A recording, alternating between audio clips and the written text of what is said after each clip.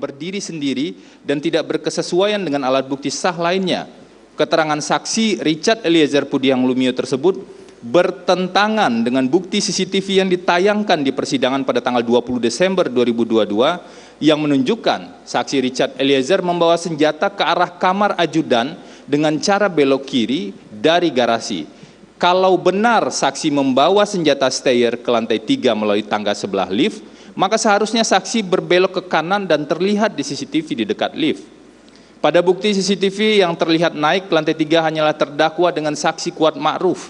Tidak terlihat di bagian CCTV manapun di persidangan ini, saksi Richard Eliezer membawa senjata steyr tersebut ke lantai 3 melewati tangga di samping lift. H. Terdakwa hadir dan ikut menyampaikan perihal sarung tangan dan CCTV saat terjadi pertemuan Saudara Ferdy Sambo dengan saksi Richard Eliezer di lantai 3 Rumah Saguling, Jakarta. Padahal tuduhan ini hanya didasarkan satu keterangan saksi Richard Eliezer yang berdiri sendiri dan tidak berkesesuaian dengan alat bukti lain. Tuduhan ini bertentangan dengan keterangan terdakwa, keterangan saudara Ferdy Sambo, dan tidak berkesesuaian dengan saksi Ricky Rizal yang pada pokoknya mengatakan pertemuan hanya dihadiri oleh saudara Ferdy Sambo dengan saksi Ricky Rizal dan saudara Ferdy Sambo dengan saksi Richard Eliezer Pudiang Lumiu pada pertemuan terpisah.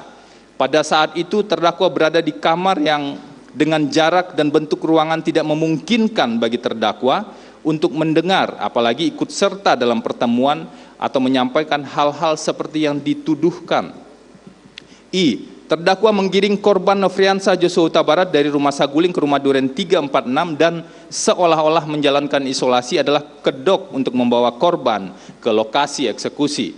Padahal tuduhan ini tidak didukung satu alat bukti pun yang muncul di persidangan. Penuntut umum tegas-tegas memanipulasi peristiwa perjalanan terdakwa dari Rumah Saguling ke Rumah Dinas Duren 3 seolah-olah itu adalah tindakan menggiring korban Nofriansah Joshua Huta Barat ke lokasi eksekusi. Tuduhan ini juga tidak sesuai dengan bukti CCTV di depan Rumah Duren 3 yang ditayangkan di pengadilan pada tanggal 20 Desember 2022 yang menunjukkan korban justru dapat bergerak bebas keluar masuk pagar rumah dan bahkan ke taman samping rumah tanpa pengawasan siapapun. Terdakwa telah menyampaikan di persidangan hanya menginformasikan pada saksi Daden untuk pergi isolasi tanpa mengajak ADC yang lain. Saat terdakwa sampai di Rumah Dinas Duren 3 pun, terdakwa langsung masuk ke kamar, menutup pintu, mengganti baju dan beristirahat sambil menunggu hasil tes PCR. Selain itu, di fakta persidangan juga terungkap bahwa isolasi merupakan semacam SOP di keluarga terdakwa karena baru saja datang dari luar kota. Alasan terdakwa tidak isolasi di Rumah Saguling adalah karena ada anak balita berumur 1,5 tahun dan memperhitungkan jika hasil tes PCR positif, maka terdakwa akan langsung melakukan isolasi mandiri lanjutan di Rumah Dinas Duren 3 yang juga sudah pernah digunakan isolasi oleh saudara Ferdy Sambo, saksi Daden Mifatul Haq, saksi Susi, saksi Richard, dan ADC lainnya saat positif COVID-19. Sehingga salah total jika Rumah Duren 3 dikonstruksikan sebagai lokasi eksekusi terhadap korban. J. Terdakwa menggunakan pakaian seksi untuk memuluskan terjadinya skenario tembak-menembak dan pelecehan seksual di Duren 3. Padahal, fakta di persidangan menunjukkan bahwa terdakwa berganti pakaian karena merupakan kebiasaan sebelum tidur atau istirahat. Dan pakaian yang digunakan terdakwa sebelum diganti adalah pakaian yang telah digunakan sejak pagi dari Magelang. Penuntut umum juga memanipulasi peristiwa ini dengan menghubungkan seolah-olah itu adalah bagian dari skenario dan perencanaan pembunuhan. Padahal tidak satu bukti pun yang mendukung tuduhan tersebut, kecuali hanya kesimpulan yang dibangun penuntut umum dengan dasar asumsi. K. Terdakwa tidak mencegah dan menasihati suaminya. Padahal fakta di persidangan membuktikan terdakwa tidak mengetahui adanya perencanaan ataupun pelaksanaan pembunuhan. Kuat non, kalaupun benar, padahal tidak benar. Tuduhan penuntut umum bahwa pembahasan rencana pembunuhan terjadi saat saudara Ferdy Sambo bertemu dengan saksi Richard Eliezer Pudiang Lumiu. Pada saat itu terdakwa juga sedang berada di kamar dalam keadaan tertekan dan trauma setelah menceritakan peristiwa pahit kekerasan seksual yang terjadi pada dirinya pada suaminya. Dan terdakwa juga berada di dalam kamar saat penembakan terjadi di Duren 3. Saat itu pintu kamar dalam keadaan tertutup. Terdakwa beristirahat di kasur sebelah kiri, di belakang pintu, di dekat dinding, sehingga tidak mungkin mengetahui dan tidak melihat peristiwa penembakan. Selain itu, penuntut umum keliru menerapkan perbuatan pasif dalam pembuktian dakwaan pembunuhan dan pembunuhan berencana karena pasal 338 atau pasal 340 merupakan delik aktif bukan delik pasif. Dan beberapa tuduhan lain yang bersifat asumsi. Bantahan terhadap tuduhan penuntut umum di atas hanyalah bagian pokok dari begitu banyaknya tuduhan lain yang disampaikan penuntut umum dalam surat tuntutannya yang juga dibangun berdasarkan asumsi. Kami akan menguraikan lebih lanjut secara lebih lengkap pada bagian berikutnya, yaitu bagian analisa fakta hingga analisa yuridis dalam nota pembelaan ini. Sebelum masuk pada bagian tanggapan terhadap tuntutan secara lebih lengkap, melalui kesempatan ini kami juga perlu menyampaikan bahwa tuduhan penuntut umum yang kami pandang tidak berkesesuaian dengan fakta-fakta di persidangan dan keterangan saksi menghasilkan kerugian bagi perempuan yang berhadapan dengan hukum baik secara fisik maupun psikis terdakwa. Sungguh menyakitkan bagi seorang perempuan sekaligus seorang ibu yang memiliki 4 orang anak ketika ia menjadi korban kekerasan seksual tapi justru dituduh sebagai pelaku perselingkuhan tanpa bukti yang meyakinkan dengan pelaku dan dituduh menjadi dalang pembunuhan dengan cara menggunakan bukti-bukti yang rapuh, asumtif dan manipulatif terhadap berbagai fakta-fakta di persidangan atau peristiwa tertentu.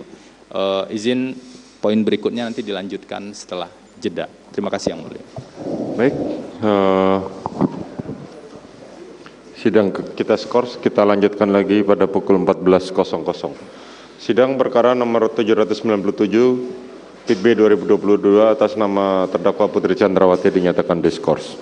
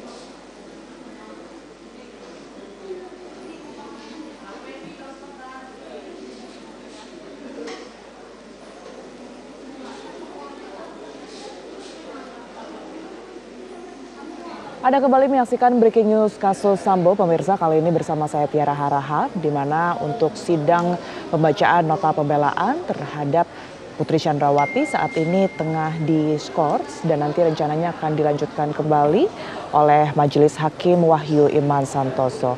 Di mana kita ketahui bersama pemirsa di layar kaca televisi Anda, ini Putri telah meninggalkan ruang sidang. Rencananya hari ini terdapat 2 terdakwa yang kemudian ini akan membacakan nota pembelaan ataupun juga pledoinya di Pengadilan Negeri Jakarta Selatan. Sejauh ini tadi sidang telah dimulai sejak pukul sekitar 10.30 waktu Indonesia Barat untuk Putri Chandrawati. Tadi di awal persidangan pemirsa, Putri juga telah membacakan pembelaannya begitu, di mana terdapat sejumlah poin, diantaranya Putri Chandrawati ini menegaskan kembali terhadap Majelis Hakim untuk mempertimbangkan bahwa dirinya ini tidak terlibat dalam pembunuhan berencana. Bahkan sejak awal ia juga tidak mengetahui bahwa Ferdy Sambo dan juga Ricky Rizal serta Kuat Ma'ruf dan Richard Eliezer ini berada di dalam satu ruangan yang dimana ruangan tersebut ini digunakan sebagai pengeksekusian penembakan dari Brigadir Nofriansyah Yosua Huta Barat. Selain pembunuhan berencana, tadi Putri Chandrawati juga menegaskan untuk mempertimbangkan kepada Majelis Hakim bahwa ia harus menghidupi keempat anaknya yang saat ini tidak memiliki pendampingan orang tua lantaran kasus ini yang kemudian ini melibatkan Ferdy Sambo dan juga Putri Chandrawati. Selain itu dia juga menjelaskan ataupun juga menegaskan sekali lagi bahwa benar adanya pelecehan seksual ataupun juga kekerasan seksual yang dialaminya yang sejauh ini diduga dilakukan oleh Brigadir Nofriansyah Yosua Huta Barat. Breaking news kasus Sambo masih akan kembali ke hadapan Anda pemirsa. Usai jeda berikut ini tetaplah bersama kami.